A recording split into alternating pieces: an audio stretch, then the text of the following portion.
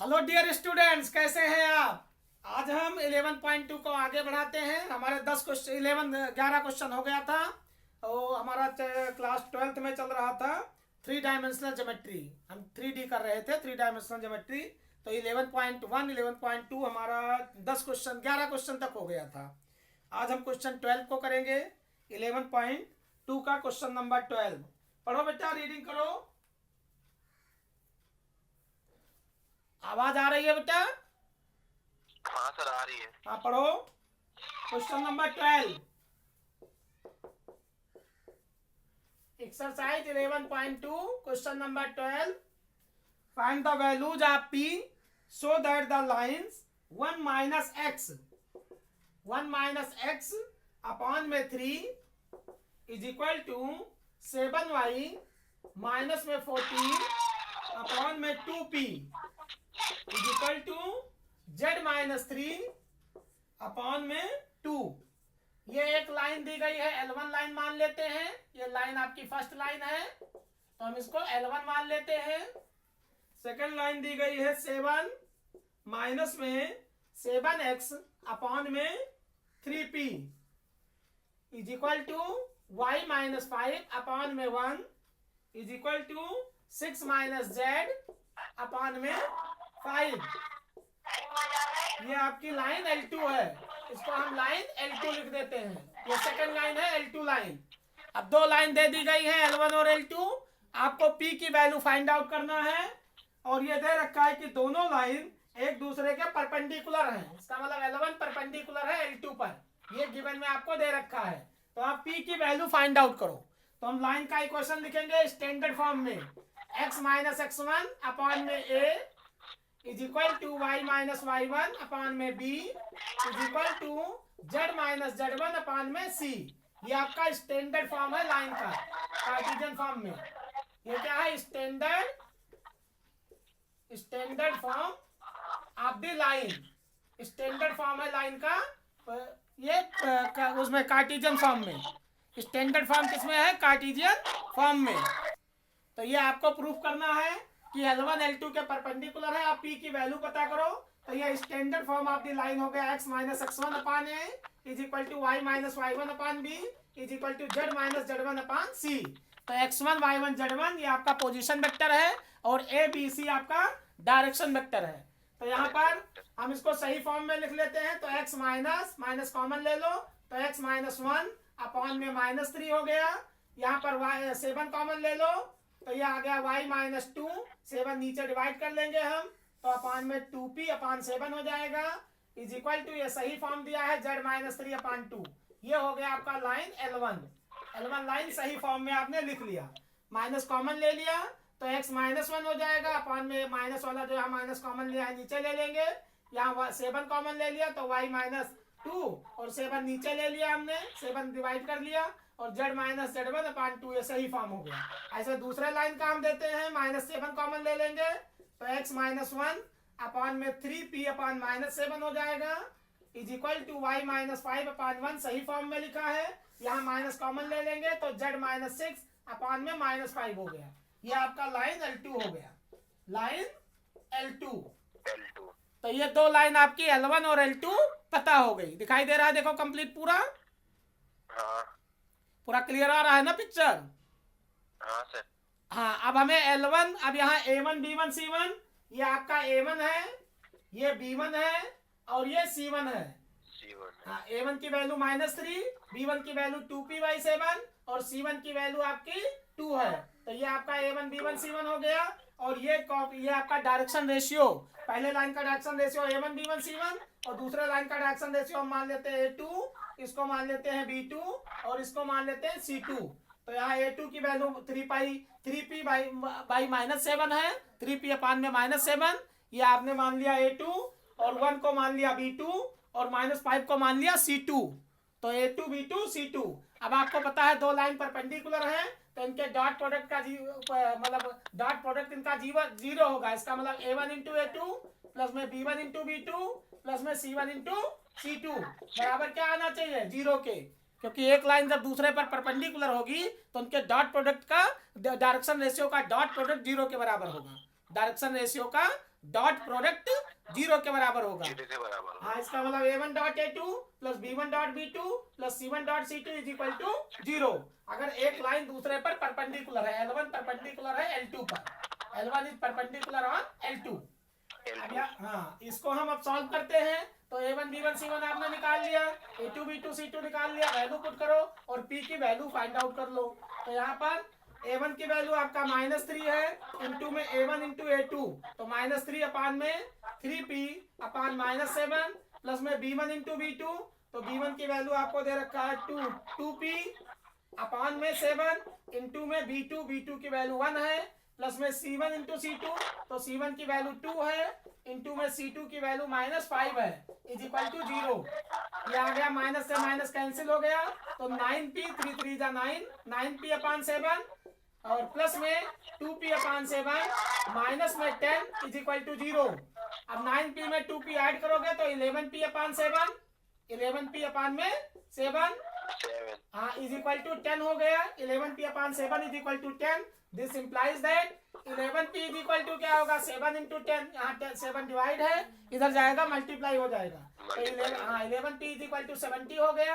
अब p is equal to क्या आएगा 70, यहाँ 11 मल्टीप्लाई है, इधर आएगा डिवाइड हो जाएगा, तो p की वैल्यू 70 अपान में 11 हो गया। यही हमें p की वैल्यू फाइंड आउट करना था, समझ में आया?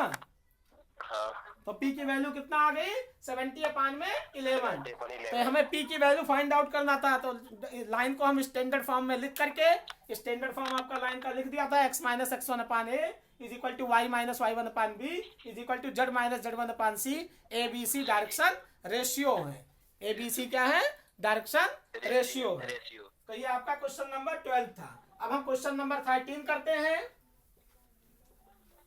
p की वैल्यू इसमें निकल गई 70 अपान में 11। तो दो लाइन दिया था, दोनों लाइन एक दूसरे के परपेंडिकुलर थी और आपको p की वैल्यू निकालना था। तो हम लाइन को स्टैंडर्ड फॉर्म में लिख के और उनके डायरेक्शन रेशियो का प्रोडक्ट 0 के बराबर पुट करके निकाल दिया हमने p की वैल्यू। अब हम क्वेश्चन नंबर 13 करते हैं। हाँ, show that the line x minus 5 upon 7 is equal to y plus 2 upon 5 is equal to z upon 1 and y upon x upon 1 is equal to y upon 2 is equal to z upon 3 are perpendicular to each other.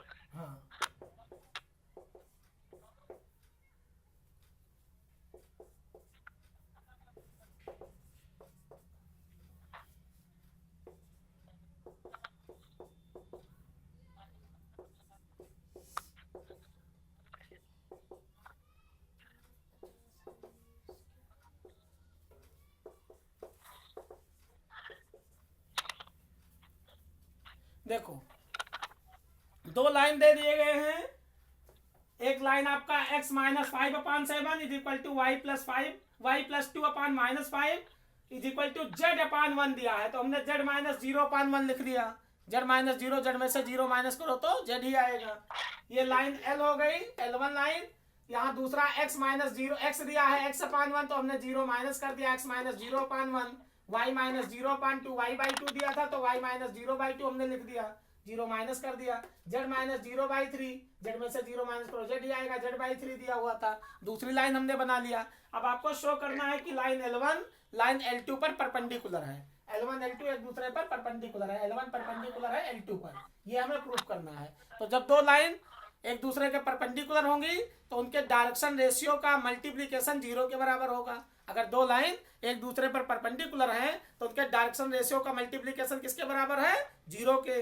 अगर दो line एक दूसरे के parallels हैं तो उनका direction ratio बराबर होगा। अगर डायरेक्शन रेशियो बराबर आ जाए तो लाइन पैरेलल्स है, डायरेक्शन रेशियो का मल्टीप्लिकेशन अगर 0 के बराबर आ जाए तो लाइन परपेंडिकुलर्स है। तो यहाँ पर हमें एक लाइन दूसरे लाइन पर परपेंडिकुलर दे रखा है, तो हम इसको स्टैंडर्ड फॉर्म में लिख लेंगे, x minus x1 upon A is equal to y minus y1 upon B. Cartesian form का standard form, Cartesian form standard form में लाइन का equation in Cartesian form. Standard form of the मतलब equation of the line in Cartesian form, it is the standard form of the line. तो x minus x1 upon A is equal to y minus y1 upon B is equal to z minus z1 upon सी। अब हमें A B C यहाँ निकालेंगे तो a1 यहाँ इसमें इसको हम a1 मान लेते हैं, a1 इज इक्वल टू 7, -5 को हम इसको सही फॉर्म में लिख लेंगे, तो यहाँ +2 है तो इसको हम लिख सकते हैं, चलो ये आपका B1 हो गया और ये आपका C1 हो गया, A1 B1 C1 हो गया, ये आपका A2 हो गया, ये 2 को हम B2 मानेंगे, ये B2 हो गया और 3 को हम C2 मानेंगे, तो A2 B2 C2।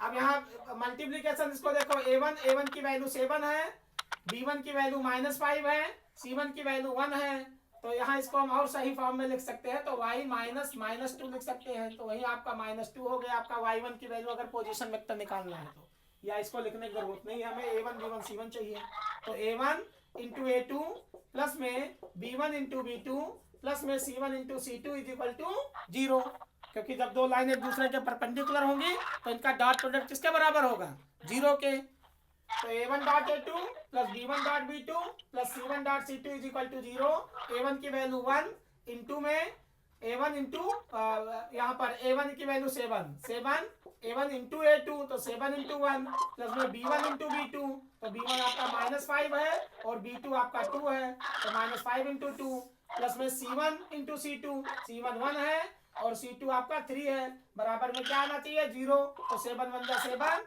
-10 प्लस 3 तो 7 3 10 -10 0 आ गया, 10 -10, तो A1 B1 C1 पहले लाइन का direction ratio, A2 B2 C2 दूसरा लाइन का डायरेक्शन रेशियो, और दोनों के डायरेक्शन रेशियो का प्रोडक्ट 0 के बराबर आ गया, तो इसका मतलब लाइन L1 L2 के परपेंडिकुलर है।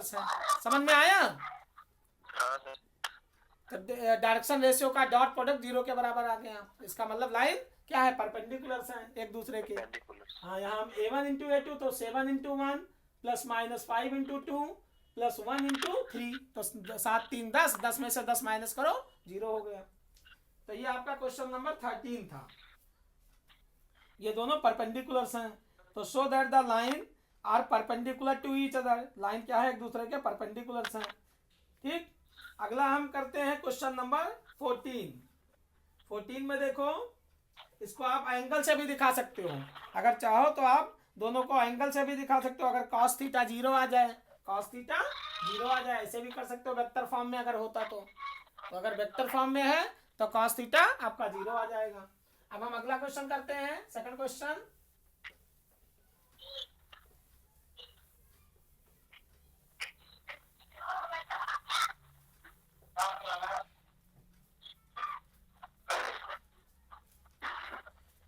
Find the shortest distance between the lines. अब लाइन के बीच में शॉर्टेस्ट डिस्टेंस आपको फाइंड आउट करना है। कोई लाइन है, दो वेक्टर फॉर्म में दिया गया है, तो इनके बीच में शॉर्टेस्ट डिस्टेंस है। क्वेश्चन आपका 4 नंबर का आता है। एक तो दो लाइन के बीच में एंगल निकालने के लिए cos theta is equal to B1 dot B2 upon में B1 का मॉडुलस इंटू B2 का मॉडुलस।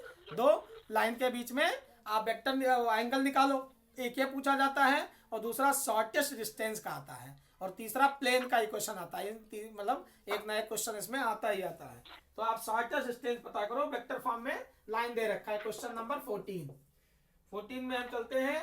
यहाँ vector r is equal to i plus में 2j और प्लस में k, ये आपका वेक्टर a है, plus lambda times of vector i minus j और प्लस में k, i minus j plus k। ये आपका एक लाइन का इक्वेशन हो गया वेक्टर फॉर्म में। लाइन L1 मान लेते हैं, इसको हम वेक्टर A1 प्लस में lambda times of vector B1 कह सकते हैं। तो A1 की value A1 is equal to i plus 2j और प्लस में k हो गया, और B1 की value minus i minus j और प्लस में k हो गया। तो ये आपका B1 हो गया और ये आपका A1 हो गया। ये A1 वेक्टर है और ये वेक्टर B1 है। समझ में आया? Vector r is equal to vector A1 plus lambda times of vector B1। तो A1 की जगह i plus 2j plus k और B1 की जगह i minus j plus k। दूसरा वेक्टर का इक्वेशन दिया है, लाइन का इक्वेशन वेक्टर फॉर्म में 2i माइनस j और minus k, 2i minus j minus k plus mu times 2i minus j plus j और प्लस 2k। तो ये आपका दूसरा इक्वेशन दिया है, तो इसको हम A2 मान लेते हैं और इसको B2 मान लेते हैं। तो A2 की value A2 is equal to 2i minus j minus k हो गया, और B2 की वैल्यू B2 आपका डायरेक्शन वेक्टर होता है, और A1 A2 क्या है, डायरेक्शन वेक्टर है, और B1 B2 डायरेक्शन वेक्टर है, और A1 A2 पोजीशन वेक्टर है। तो 2i माइनस जे माइनस के, और B2 की वैल्यू 2i प्लस जे और प्लस में 2k, ये आपका direction B1 B2 direction vector और A1 A2 पोजीशन वेक्टर। अब हमें इनके बीच में शॉर्टेस्ट डिस्टेंस पता करना है। तो शॉर्टेस्ट डिस्टेंस का फार्मूला होता है D is equal to mod के अंदर A2 minus A1 vector A2 minus में वेक्टर A1 डॉट में B1 क्रॉस B2 अपॉन में B1 क्रॉस B2 का modulus, vector B1 cross vector B2 का मॉडुलस, ये होता है फार्मूला शॉर्टेस्ट डिस्टेंस का। अगर दो शॉर्टेस्ट डिस्टेंस पता करना है, दो लाइन का इक्वेशन दिया है, एक लाइन L1 है, दूसरी लाइन आपकी L2 है, ये लाइन आपकी L2 है, तो दो लाइन है, इनके बीच में हमें मिनिमम डिस्टेंस पता करना है, शॉर्टेस्ट डिस्टेंस फाइंड आउट करना है। तो इसका फार्मूला होता है शॉर्टेस्ट डिस्टेंस का D बराबर A2 माइनस A1 डॉट में B1 cross B2 vector upon में B1 क्रॉस B2 वेक्टर का modulus, mod of vector B1 cross B2 का होल मॉडुलस, पूरे का मॉड आ जाएगा शॉर्टेस्ट डिस्टेंस में। अब हम इस फार्मूले के अकॉर्डिंग हम A2 माइनस A1 निकालेंगे, B1 क्रॉस B2 निकालेंगे, B1 क्रॉस B2 का मॉडुलस निकालेंगे। तीन चीजें हमें पता करना है, एक तो आपका A2 minus A1 vector A2 minus vector A1, दूसरा आपका B1 cross B2 vector, B1 vector cross में B2 वेक्टर, और फिर इसका मॉडुलस नीचे निकालना है, का होल मॉडुलस निकालना है। तो हम यहाँ पर वैल्यू निकालते हैं। तो A1 आपको A2 माइनस A1 पहले निकाल लेते हैं। A2 माइनस A1 की वैल्यू देखो क्या आएगा, A2 आपका 2i में से एक i निकल गया तो i हो गया, यहाँ पर माइनस जे और माइनस 2j माइनस 3j हो जाएगा। A2 माइनस A1 माइनस के और माइनस ये आपका 2k, माइनस के तो माइनस 2k हो जाएगा, माइनस 2k हो गया। समझ में आया?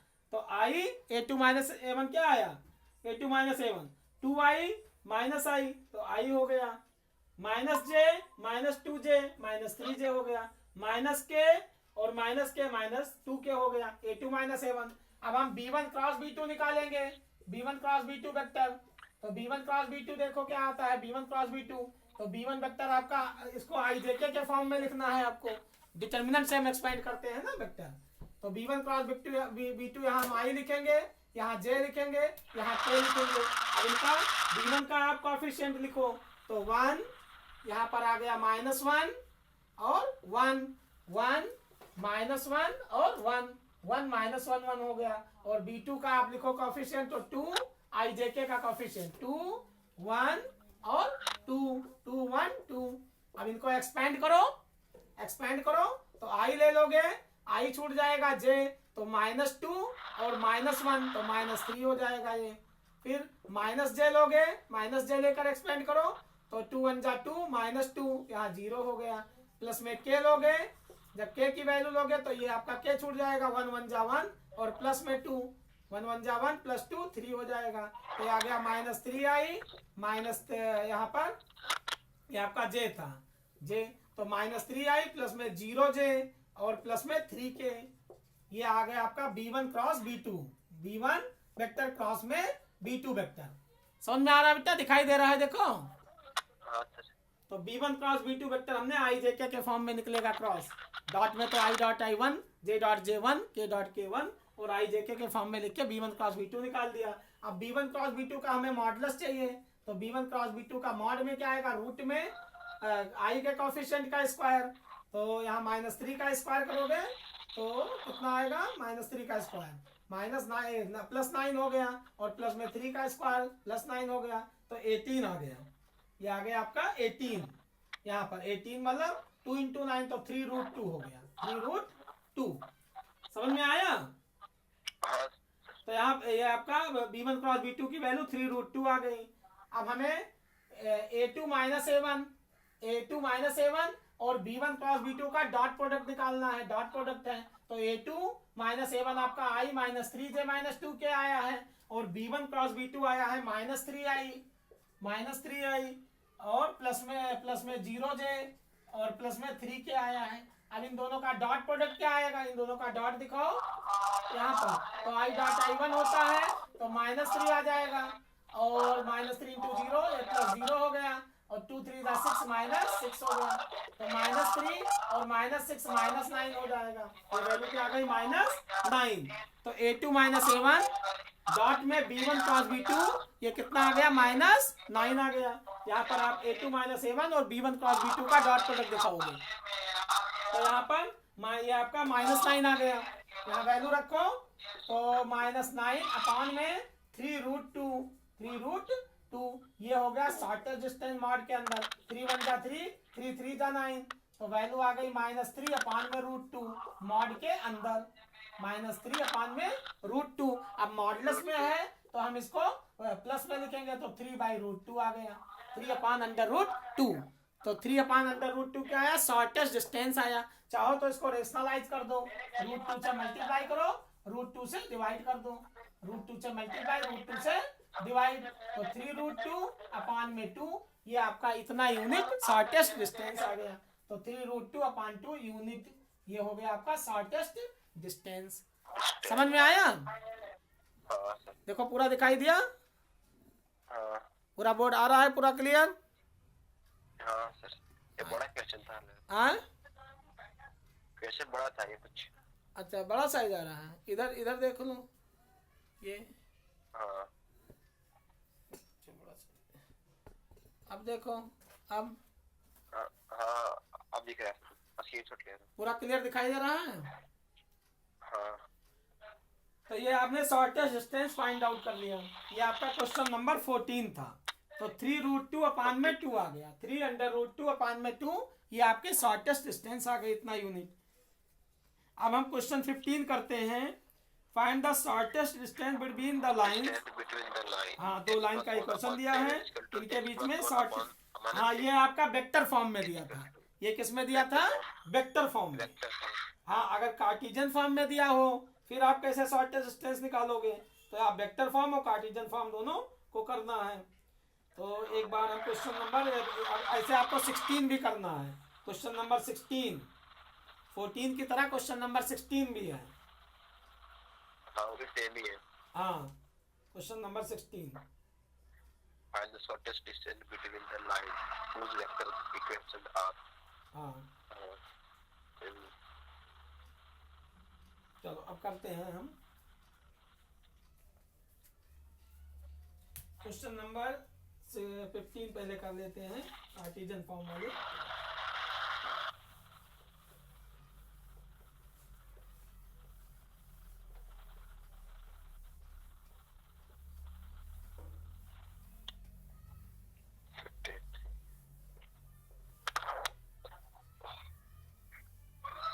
find the shortest distance between the line x plus 1 plus 7 to y plus 1 upon -6 to z plus 1 upon 2। हाँ, क्वेश्चन नंबर 15 देखो। Find the shortest distance between the lines. Find the shortest distance between the line x plus 1 upon में 7 is equal to y plus 1 upon में -6 is equal to z plus 1 upon में 1। ये आपका line L1 है, L1 line है Cartesian form में। दूसरा line दे रखा है x माइनस 3 अपॉन में 1 is equal to y minus 5 y minus 5 upon में -2। हाँ, तीसरा z माइनस 7 अपॉन में 1। ये लाइन L2 दिया है। L1 और L2 दो लाइन दे रखा है, L1 और L2 दो लाइन हाँ दे रखा है। अब आपको इनके बीच में शॉर्टेस्ट डिस्टेंस फाइंड आउट करना है।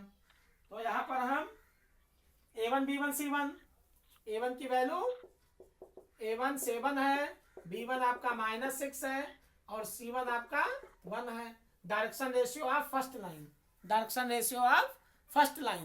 तो आप कंपेयर करोगे x - x1 upon a1 is equal to y - y1 upon b1 is equal to z - z1 upon c1। तो a1 b1 c1 की वैल्यू, a1 की वैल्यू 7 b1 की वैल्यू -6 और c1 की वैल्यू 1 हो गई। ऐसे दूसरे लाइन का कोएफिशिएंट डायरेक्शन रेशियो क्या आएगा? ये आपके पहले लाइन का डायरेक्शन रेशियो हो गया। आप लिख सकते हो direction ratio of first line, direction ratio of first line, first line पहले लाइन का डायरेक्शन रेशियो है। अब डायरेक्शन रेशियो आप सेकंड लाइन देखो तो a2 की वैल्यू 1, b2 की वैल्यू -2 और c2 की वैल्यू 1। तो ये आपका direction ratio of second line, second line का डायरेक्शन रेशियो है a2 b2 c2। अब हमें इनके बीच में शॉर्टेस्ट डिस्टेंस पता करना है, मिनिमम डिस्टेंस हमें पता करना है, फाइंड आउट करना है। तो इसका फार्मूला क्या होता है? रूट के यहाँ पर मॉड में शॉर्टेस्ट डिस्टेंस का फार्मूला होता है d इज इक्वल टू, आप लिख सकते हो कि d is equal to x2 - x1, mod के अंदर x2 - x1, y2 - y1 और z2 - z1, z2 - z1, ठीक, अपॉन में a1 b1 c1 पहले लाइन का डायरेक्शन रेशियो और a2 b2 c2 second line का डायरेक्शन रेशियो। तो ये फार्मूला होता है।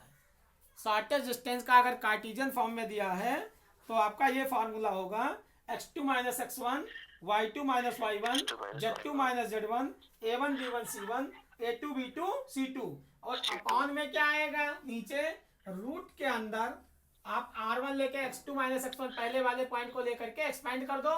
तो यहाँ ये पॉइंट आप लोगे, एक्सपेंड करोगे तो b1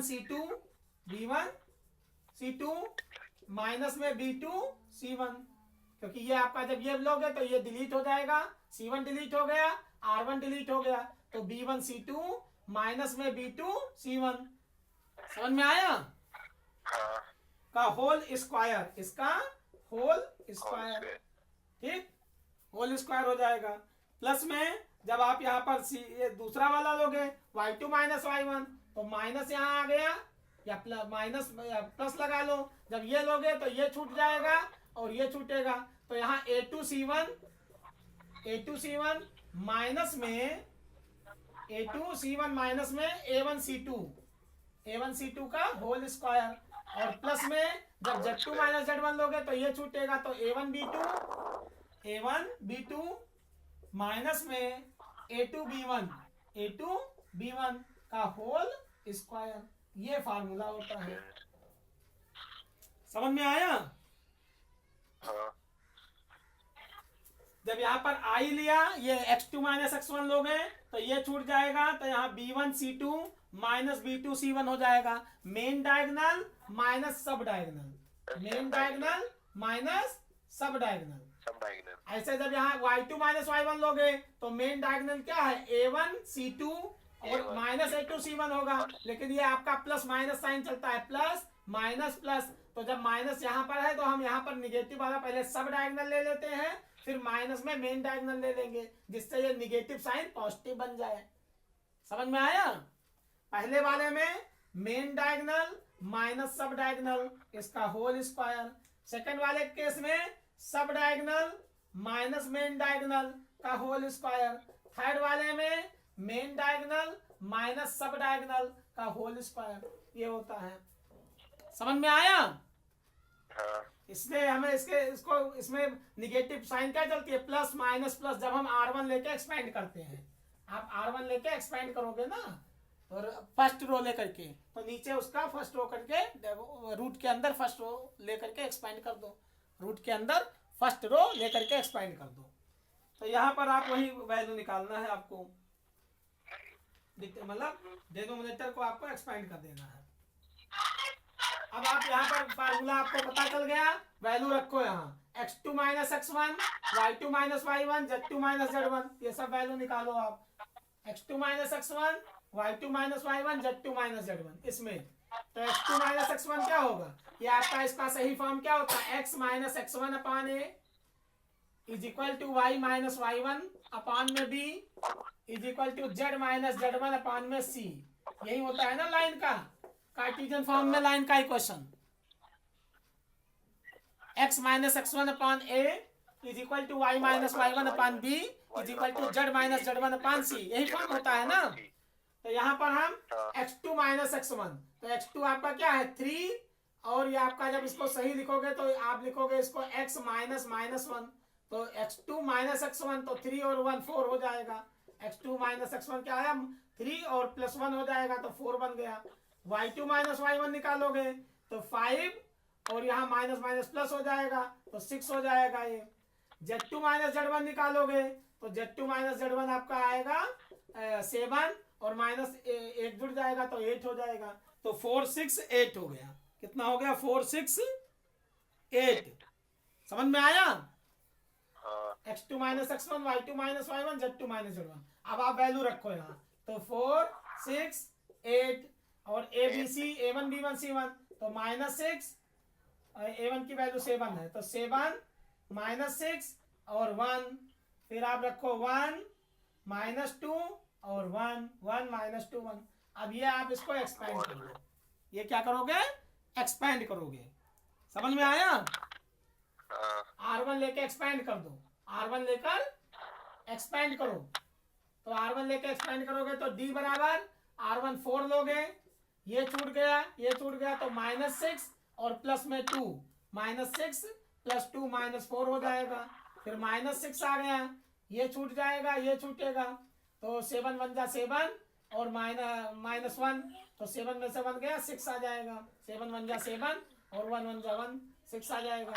प्लस 8 लोगे तो ये छूट जाएगा, ये छूटेगा तो 7 2 जा 14 माइनस 14 और प्लस में 6 हो गया तो ये आ गया माइनस 16 माइनस 36 और 6 और 2 यहाँ पर 8 दूनी 16 प्लस में 16 हो गया, प्लस 16 और माइनस 16 कैंसिल हो गया, माइनस 36 आ गया, माइनस 36 आ गया।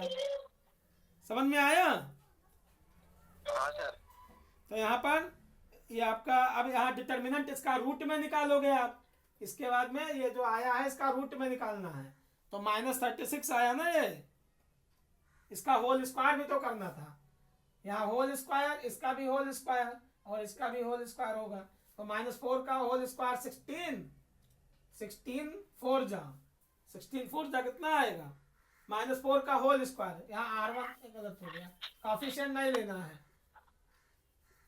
ये आपका d निकालोगे d तो माइनस 4 का स्क्वायर कितना आएगा 16 और माइनस 6 का स्क्वायर क्या आएगा 36 माइनस 6 36 और यहाँ पर माइनस 4 प्लस में 6